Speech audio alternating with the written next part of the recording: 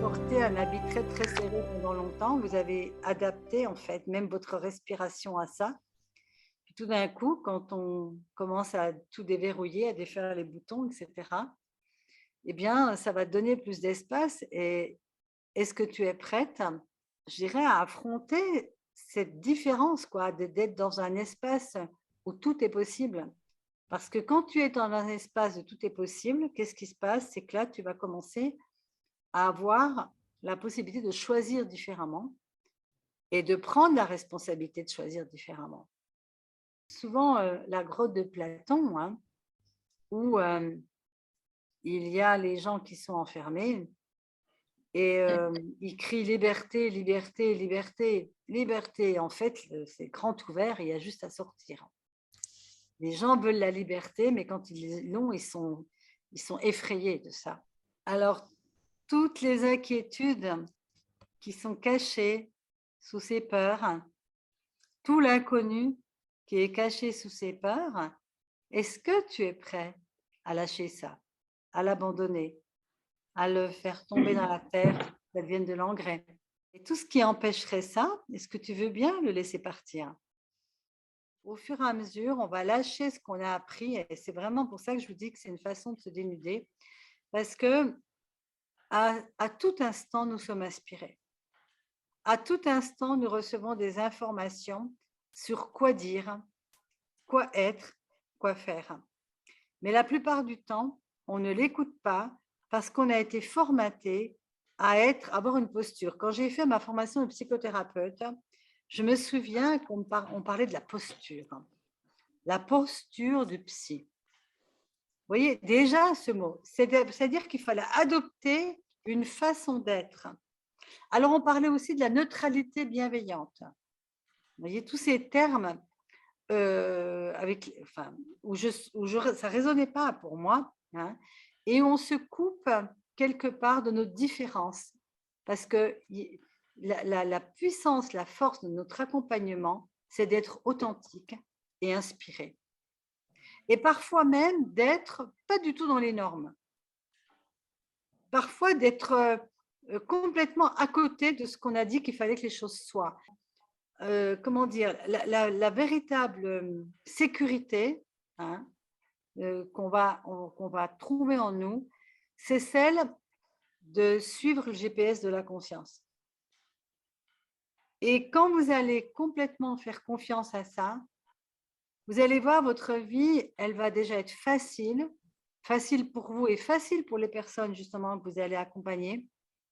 Parce que c'est limpide, c'est une comment dire? C'est comme oui, quand je parle de GPS, c'est comme si la conscience vous murmurait à l'oreille ce qui a à sortir de votre bouche et parfois il y a rien qui doit sortir justement et à ce moment-là, vous n'avez plus besoin de savoir les choses et de vous rappeler telle ou telle formation. Vous avez juste à arriver et à être. En fait, j'ai envie de dire, ce qu'on va apprendre à développer, c'est la confiance dans être ce que l'on est. Même avec des imperfections, que vous croyez être des imperfections, vous voyez? C'est-à-dire que votre vie va devenir beaucoup plus simple et beaucoup plus facile parce qu'il y a rien à atteindre. Ça parle ça? Il y a rien à atteindre. Il y a juste à être dans une présence à vous et aux autres qui va être magnifique. Moi, ce que j'aime le plus, c'est de me dire que vous allez pouvoir vous débrouiller justement sans moi, quoi. Bon, je me fais pas d'illusions, vous vous sauriez débrouiller sans moi. Le papillon, il ouvre ses ailes quand la chenille, elle a plus besoin de ramper et puis de grignoter et puis de manger là, là, là. À un moment donné, bah, ça y est, le papillon, il peut y aller, quoi. Il peut mourir, la chenille, en tout cas, peut mourir à tous ses besoins, toutes ses demandes, toutes ses croyances qu'elle n'y arrivera pas, qu'elle n'y arrive pas ou je ne sais pas. Et voilà. Et donc, c'est le moment le plus excitant, quoi, quand vous êtes hors de la chrysalide et puis que vous allez ouvrir peu à peu. Alors, ce qui est intéressant dans cette histoire du papillon qui ouvre ses ailes, vous savez, il y a des sacrées synchronicités dans ce monde quand même. On croit qu'on choisit, mais on est vraiment choisi par la vie. Et je le dis tout le temps, mais je ne crois pas à un énorme libre arbitre, contrairement à ce qu'on pourrait l'imaginer. Je crois que notre libre arbitre, il consiste à choisir de révéler la splendeur que nous sommes et d'accepter, d'accueillir les indications que la conscience est prête à nous donner. Pour moi, ça, c'est notre véritable libre arbitre. Et on parlait, par exemple, des archanges. Moi, j'ai résisté à fond à toutes ces histoires. Puis finalement, ça se présente à moi. J'ai résisté aux entités. Et puis finalement, ben, je me suis rendu compte que, waouh, heureusement que j'avais le DBH des entités. Enfin, je veux dire, j'ai résisté à beaucoup de choses dans ma vie. Et c'est surtout les choses auxquelles j'ai résisté qui se sont avérées finalement m'apporter un énorme enseignement. Mais surtout, ce que j'ai jamais voulu, c'est croire ce qu'on me dit de croire. Et dans toute cette transmission, je vous demande jamais de me croire. Je vous demande simplement, même pas de croire en vous. Parce que je dirais que c'est, des fois, on dit je crois en moi, mais c'est qui c'est moi? C'est l'ego, ben, il vaut mieux pas que tu y crois trop alors. Tu vois? Qui c'est moi quand on dit je crois en moi? Par contre, que vous vous en remettiez à la conscience, à votre moi supérieur. Alors, à ce moi-là, croyez en ce moi-là, avec un M majuscule, hein, à ce moment-là, et que vous biberonnez à ça, eh bien, automatiquement, vous allez recevoir les infos exactes pour votre expansion, pour votre évolution, pour waouh, tout. Et ça, c'est le chemin le plus direct. Et des fois, ce chemin le plus direct, on peut aussi y inviter ben, justement les anges, les archanges, mais moi, je ne savais pas faire ça avant. Et comme certains de ça, c'est en découvrant Kaira et ce côté qu'on est tous des anges finalement, je me suis dit, mais en fait, c'est vrai. Une conscience qui s'incarne dans un corps, c'est un ange qui est descendu sur Terre. Et je ne l'avais pas vu comme ça. Et puis, la coïncidence, la synchronicité que j'ai pu raconter à certains d'entre vous, c'est qu'il y a juste avant de découvrir le Code Sophia et la transmission de Kaira avec les maîtres ascensionnés dont on a parlé avant, j'ai rencontré par le biais de quelqu'un un médium qui m'a dit, mais tu es un ange, tu es un ange.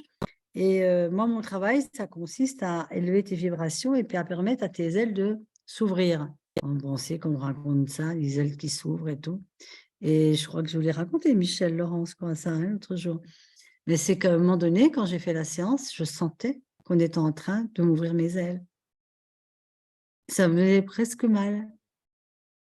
Et vous voyez, quand les choses se répètent comme ça, quand tout d'un coup, tu rencontres quelqu'un qui te parle d'un ange, que quand il prend son pendule, il dit tu es un ange. Et puis voilà. Puis qu'après, on te met un bouquin entre les mains, puis on te dit ah, vous êtes les anges. Tu te dis attends, pourquoi ça se répète comme ça dans ma vie? Tu vois? Et puis quand en plus, tu fais par exemple certaines initiations, comme celle du Code Sophia, puis qu'il se passe plein de trucs dans ton corps, et que tu vibres, tu te dis ben, il y a peut-être des choses que je ne suis pas capable de comprendre, mais qui ont une incidence vibratoire très forte. Et moi, je n'ai pas besoin de comprendre intellectuellement. Des fois, je fais des choses bizarres, mais je me dis, si mes vibrations, elles bougent en faisant ça, si je sens que je m'élève, eh ben, je le fais. Même si la majorité des gens vont me dire, mais t'es folle, c'est quoi ces conneries? Et puis les dragons, et puis ceci, et puis cela, etc. Et donc, ce qui me vient aujourd'hui, que je ne pensais pas que je vous dirais, mais c'est que n'oubliez pas que vous êtes des anges. Et qu'un ange, sa propriété, c'est d'ouvrir ses ailes. Et d'ouvrir ses ailes, et puis de voler, et puis de se laisser guider, et de se laisser inspirer. Parce qu'un ange, ben, un ange, il est auprès du ciel. Hein. Voilà. Et donc, ben, n'oubliez pas ça, vous êtes des anges. Et je voudrais aussi vous rappeler un truc, c'est que, à un moment donné, j'ai parlé du discours d'investiture de Mandela. Et il y avait plein de gens qui ne l'avaient jamais entendu. Et en fait, ce discours d'investiture, il est tellement représentatif, c'est que ça date de 1994, quand Mandela a été investi là, donc, dans la présidence, il a fait un discours. Il faut savoir que ce n'est pas lui qui l'a écrit. La personne qui a écrit le discours, c'est une personne qui se fait beaucoup connaître en ce moment aux États-Unis, parce qu'elle est en train de se présenter à la présidence des États-Unis. C'est une femme extrêmement spirituelle, qui a beaucoup œuvré par rapport au cours des miracles, et c'est Marianne Williamson. Si son nom ne vous dit rien, il faut vous en souvenir. Marianne Williamson est une magnifique femme, donc très hautement spirituelle. Elle a une énergie, mais vous ne pouvez même pas imaginer. Elle est, je ne sais pas comment elle fait, parce qu'elle est dans un monde de requins. Enfin, quand je dis requins, c'est gentil, les requins, hein, vraiment, voilà. Et elle est habitée par... elle en profite pour faire passer des messages. Bon, voilà, oui, parce que quand tu fais campagne, ben, tu passes dans plein d'endroits, en fait. Et le discours d'investiture qu'elle a écrit, je vais vous le lire. Notre peur la plus profonde n'est pas que nous ne soyons pas à la hauteur. Notre peur la plus profonde, c'est que nous sommes puissants au-delà de toute limite. C'est notre propre lumière et non pas notre obscurité qui nous effraie le plus. Nous nous posons la question, qui suis-je, moi, pour être brillant, radieux, talentueux, merveilleux? Qui suis-je pour ça? Et en fait, qui êtes-vous pour ne pas l'être? Vous êtes un enfant de Dieu. Vous restreindre, vivre petit, ne rend pas service au monde. L'illumination n'est pas de vous rétrécir pour éviter d'insécuriser les autres. Nous sommes nés pour rendre manifeste la gloire de Dieu qui est en nous. Elle ne se trouve pas seulement chez quelques élus, elle est en chacun de nous. Et au fur et à mesure que nous laissons briller notre propre lumière, nous donnons inconsciemment aux autres la permission de faire de même, en nous libérant de notre propre peur. Notre présence libère automatiquement celle des autres.